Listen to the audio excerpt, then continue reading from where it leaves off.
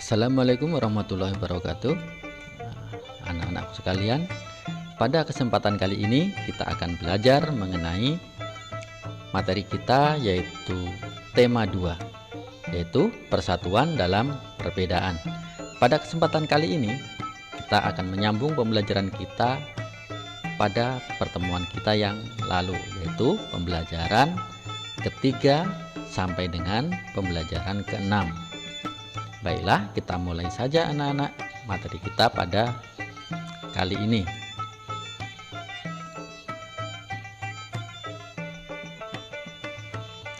Melengkapi peta pikiran menggunakan kalimat efektif, muatan bahasa Indonesia. Peta pikiran dapat membuatmu lebih mudah mengingat informasi penting tersebut. Saat membuat peta pikiran, kita lebih baik jika kamu menggunakan kalimat efektif. Artinya bahwasanya dalam rangka untuk memudahkan kita mengingat informasi yang kita dapatkan, maka kita disarankan untuk membuat peta pikiran. Adapun peta pikiran tersebut tentunya dengan menggunakan kalimat yang efektif. Dikatakan efektif, kalimat tersebut mudah untuk diingat, kalimatnya singkat dan ikonik tentunya. Perhatikan contoh daripada peta pikiran berikut.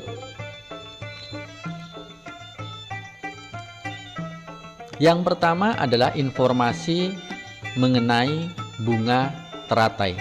Untuk mengingat materi mengenai bunga teratai, kita bisa menggunakan peta pikiran seperti berikut, yaitu apa?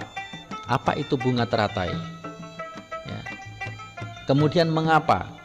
Kita mungkin bisa membuat pertanyaan, mengapa bunga teratai dapat hidup di air? Mengapa batang bunga teratai berongga? Dan seterusnya. Itu akan memudahkan kita dalam mengingatnya. Kemudian siapa? Ya. Kalimat siapa untuk materi bunga teratai kita bisa saja mengisikan dengan siapa saja orang yang menggunakan bunga teratai, siapa saja orang yang menyukai bunga teratai, ya, siapa saja orang yang membudidayakan dan lain sebagainya. Ya. Kemudian bagaimana? Ya. Pada kalimat bagaimana kita dapat membuat suatu pertanyaan, misalkan bagaimana bunga teratai ditanam, ya, dan lain sebagainya. Kemudian kapan? Kita juga dapat membuat sebuah pertanyaan kecil dalam rangka membuat peta pikiran, yaitu kapan. Misalkan, kapan bunga teratai berbunga? Kapan bunga teratai bisa ditanam dan lain sebagainya. Kemudian di mana? Kita juga bisa membuat peta pikiran dengan kata di mana. Di mana bunga teratai biasanya hidup dan lain sebagainya. Perhatikan contoh yang kedua, proklamasi kemerdekaan Indonesia. Ada beberapa peta pikiran yang bisa kita buat tentunya dengan kata dasar yang sama, yaitu apa, mengapa, siapa, bagaimana, kapan, dan di mana. Contohnya adalah apa yang mendasari terjadinya proklamasi. Mengapa proklamasi baru bisa terwujud di tahun 45? Bukankah sebelumnya para pejuang kita juga sudah berusaha? Kemudian siapa saja orang-orang yang terlibat dalam proklamasi tersebut? Bagaimana proses terjadinya proklamasi? Kapan proklamasi kemerdekaan dilaksanakan dan di mana tempatnya? Maka dengan membuat peta pikiran tersebut, kita dapat dengan mudah mengingat daripada materinya. Selanjutnya adalah muatan IPA. Cara hewan beradaptasi terhadap kondisi lingkungan berbeda dan melindungi diri dari pemangsa. Tentu kita tahu bahwa adaptasi itu adalah menyesuaikan diri dengan lingkungannya. Ya, jadi dengan cara beradaptasi, maka hewan tersebut atau tumbuhan tersebut dapat melindungi diri dari pemangsanya. Contohnya, di sini kita bisa melihat unta. Unta merupakan salah satu hewan yang hidup di daerah gurun yang panas dan kering.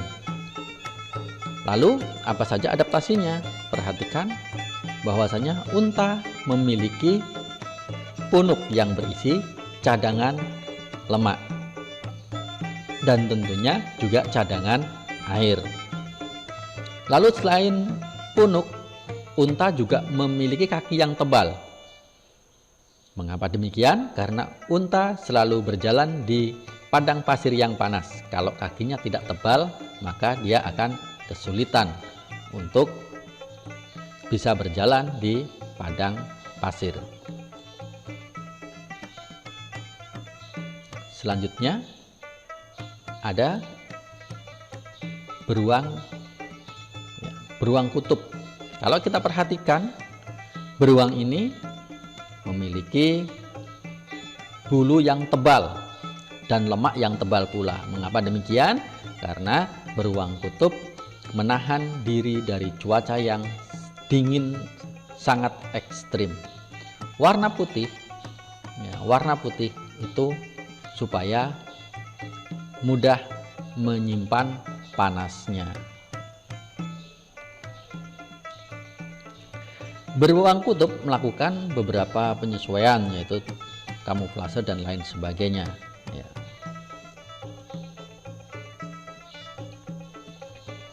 Selanjutnya adalah bunglon. Ya, tentu adik-adik tahu apa itu bunglon. Bunglon adalah hewan yang mirip dengan kadal, tetapi bisa berubah warna. Kemampuan berubah warna pada bunglon disebut dengan mimikri.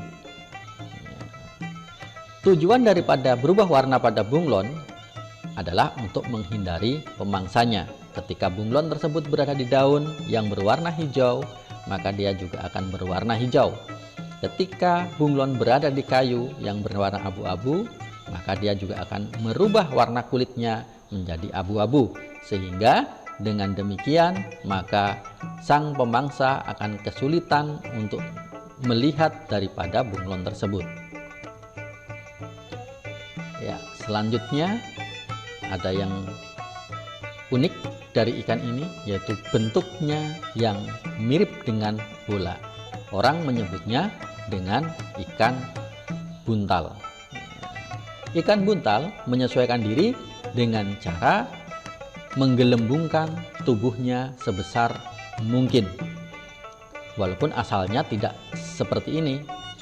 Ya, ikan buntal akan menggembungkan badannya ketika ada bahaya saja. Tetapi ketika tidak ada bahaya, maka bentuk daripada ikan buntal mirip dengan ikan-ikan yang lain. Dengan menggembungkan dirinya, maka sang pemangsa akan kesulitan untuk memakan daripada ikan tersebut.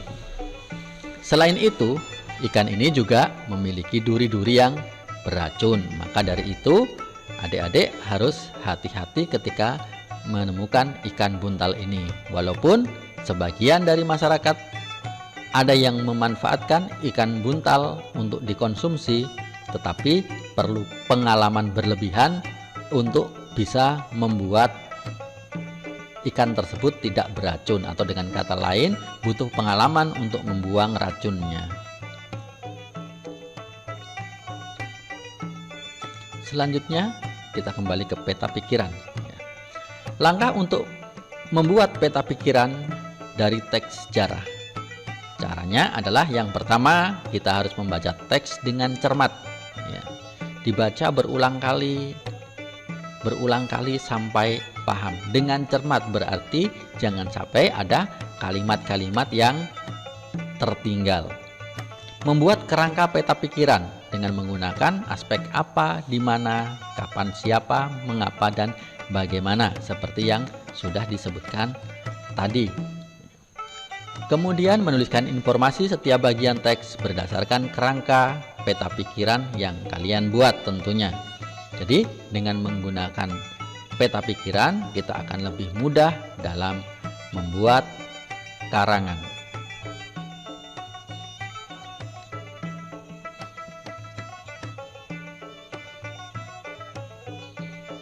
Selanjutnya adalah sikap rela berkorban sebagai penerapan nilai persatuan dan kesatuan.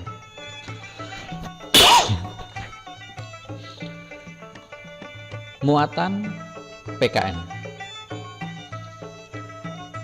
Sikap rela berkorban tentu sebuah kalimat yang mudah untuk diucapkan tetapi sulit untuk dilaksanakan, yaitu rela berkorban. Untuk itu kita harus berusaha untuk belajar dengan rela berkorban dari sikap yang paling sederhana. Kita latih terus dengan tanggung jawab, juga rasa nasionalisme kita yang kita selalu kembangkan agar nantinya sikap rela berkorban tersebut dapat menyatu dalam diri kita. Rela berkorban untuk kepentingan bersama akan mempererat persaudaraan.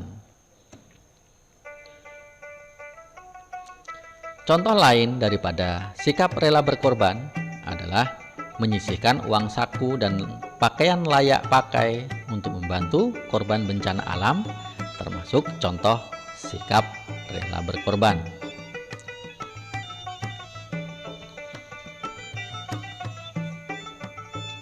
Untuk muatan IPS, kerjasama dalam upaya mempertahankan kemerdekaan Indonesia. Setelah proklamasi kemerdekaan, semangat persatuan terus dijaga. Mengapa demikian?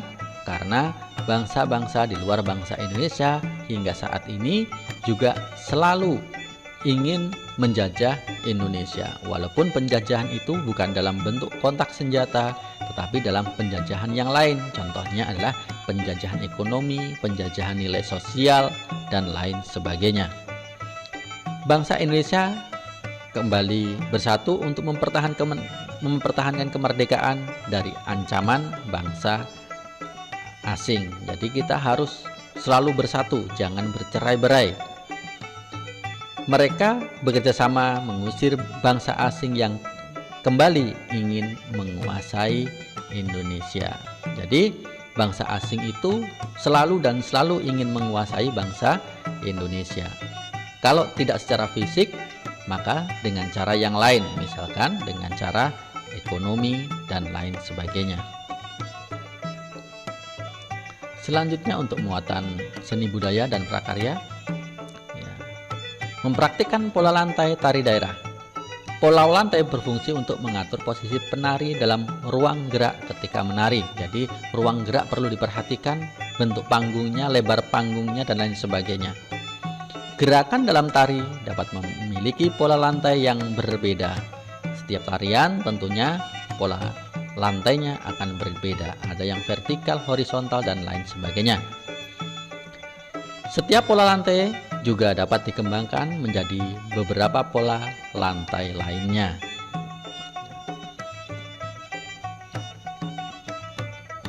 Contoh pola lantai pada tari Pakarena. Kalau kita perhatikan, pola lantainya adalah membentuk lingkaran atau melingkar. Sikap pantang menyerah sebagai penerapan nilai persatuan dan kesatuan. Selain rela berkorban, sikap pantang menyerah juga dibutuhkan dalam bekerja sama. Pantang menyerah artinya ketika kita mendapatkan suatu masalah atau suatu kesulitan, maka kita tidak boleh berputus asa. Para pahlawan kita juga mengalami banyak rintangan dalam memperjuangkan kemerdekaan, tetapi mereka tidak menyerah. Setiap kali menghadapi rintangan, mereka berusaha lebih keras untuk menaklukkan rintangan tersebut. Begitu juga dengan adik-adik dalam belajar. Ketika mendapatkan rintangan, kesulitan dalam mengerjakan soal, maka tidak boleh berputus asa tentunya. Giat belajar untuk mendapatkan nilai yang baik merupakan penerapan sikap pantang menyerah. Jadi kita harus selalu giat belajar, walaupun belajar itu tidak di sekolah. Tetapi semangatnya tidak boleh luntur. Harus selalu semangat. Karena apa? Karena belajar itu merupakan suatu kebutuhan, bukan kewajiban. Kita memerlukan belajar, kita memerlukan ilmu.